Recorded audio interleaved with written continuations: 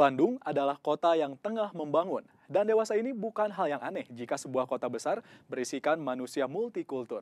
Bandung sendiri di samping Jakarta tentunya adalah miniatur Indonesia. Hampir semua suku bangsa yang mewakili Indonesia ada di Bandung.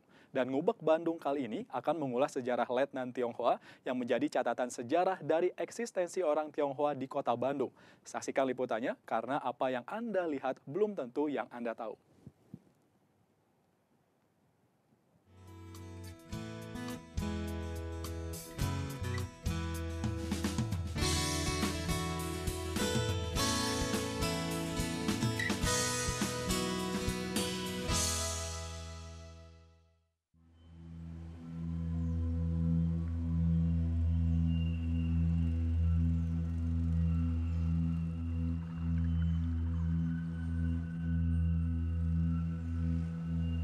Sepertinya sudah menjadi aturan wajib apabila suatu kelompok memiliki seorang pemimpin, dan semua itu berlaku untuk semua kelompok bangsa dan ras di dunia ini, tak terkecuali yang berlaku di orang Tionghoa yang ada di kota Bandung. Orang Tionghoa di kota Bandung masa lalu dipimpin oleh seorang letnan. Berbeda dengan daerah lainnya seperti Batavia yang merupakan kota besar yang dipimpin oleh seorang kapten dan mayor. Kota Bandung yang merupakan kota kecil pada saat itu dipimpin oleh seorang letnan. Para pimpinan kelompok tersebut dipilih berdasarkan tingkat kekayaan ataupun pengaruh dalam masyarakat. Tugas seorang letnan adalah mempermudah Belanda mengawasi kegiatan perdagangan dan pertukangan mereka. Tercatat, letnan pertama orang Tionghoa di kota Bandung bernama Oi Bo Hoen. Oi Bo Hoen diangkat pada 2 Maret 1881. Setahun kemudian, ia digantikan oleh Chen Hailong atau juga dikenal sebagai Tan Hailong atau Chen Haishe. Chen Hailong kemudian digantikan oleh anaknya, Tan Juan Leong atau Chen Yunlong. Karena hanya menjadi letnan Tionghoa selama 1 tahun, literatur mengenai Oi Bo Hoen sulit untuk didapatkan. Tidak seperti kedua letnan setelahnya. Jejak dan peninggalan dari letnan Chen Hailong dan Chen Yunlong sampai hari ini masih ada.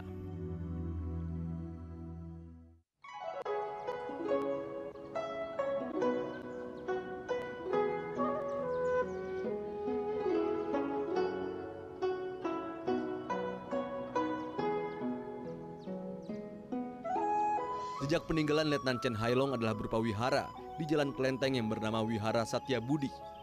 Sedangkan peninggalan dan jejak dari Letnan Chen Yunlong adalah berupa jalan berenang siang yang menjadi jalan pintas untuk menuju Jalan Sunda Kota Bandung.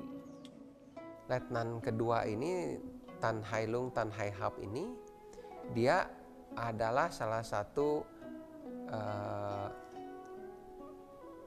inisiator untuk membangun kelenteng besar yang sekarang terletak di Jalan Kelenteng, yang dikenal sebagai Kelenteng Hiap Tian Kiong, ya.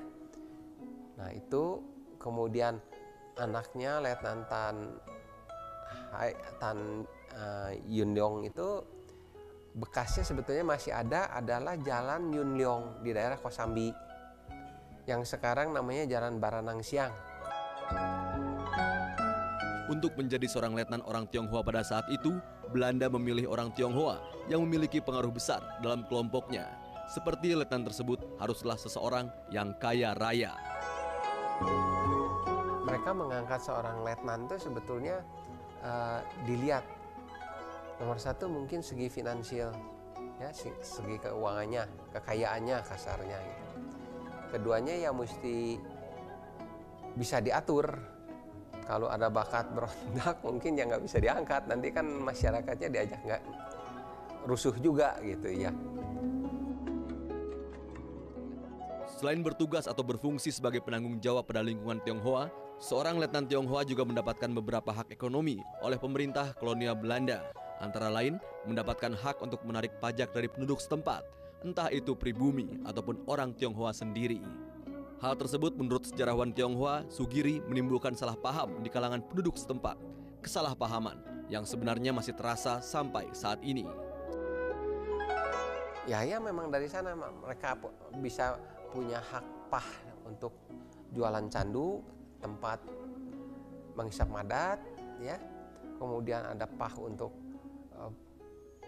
pajak jalan, pajak pasar, nanti pajak kepala, apalah pajak-pajak itu diborongkan kepada itu. Nah ini sebenarnya memang menjadi penyebab salah pengertian antara para penghuni etnis Tionghoa dengan penduduk setempat.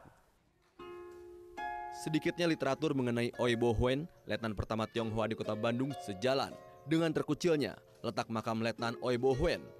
Letak makam letnan pertama tersebut berada di tengah-tengah pemukiman padat di daerah Jalan Babakan Ciamis, Kota Bandung. Letak makam Oi Bo Huen tidak akan terlihat apabila tidak dilihat dengan teliti. Yang tersisa dari makam tersebut hanyalah batu nisannya. Semua bagian dari makam letnan tersebut rata dengan fondasi sebuah rumah di pemukiman padat penduduk. Posisi makam ini sendiri kalau dilihat pada hari ini memang menimbulkan keanehan. Namun sampai periode tahun 50-an, lokasi makam Oi Bo Huen merupakan komplek pemakaman pindahan dari lokasi komplek pemakaman di wilayah Sentiong yang sekarang menjadi Jalan Bancai.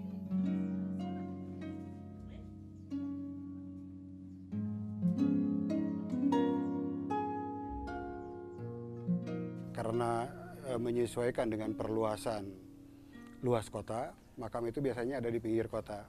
Jadi ketika Kota Bandung diperluas sampai ke wilayah sebelah sini, otomatis makam yang ada di tengah kota, yang jadinya ada di tengah kota, Sentiong itu dipindahkan ke pinggiran. Ya letaknya di sini. Nanti dari sini dipindah lagi ketika si kota meluas lagi ke Jalan Pajajaran. Dipindah lagi ke Kerkhof Kebonjaya di Pajajaran.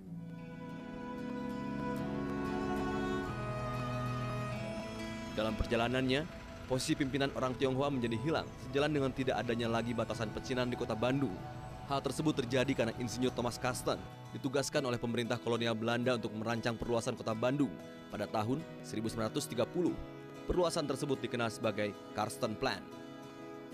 Karsten percaya tata kota yang efektif harus lebih menekankan pembagian kota berdasarkan fungsi ekonomi.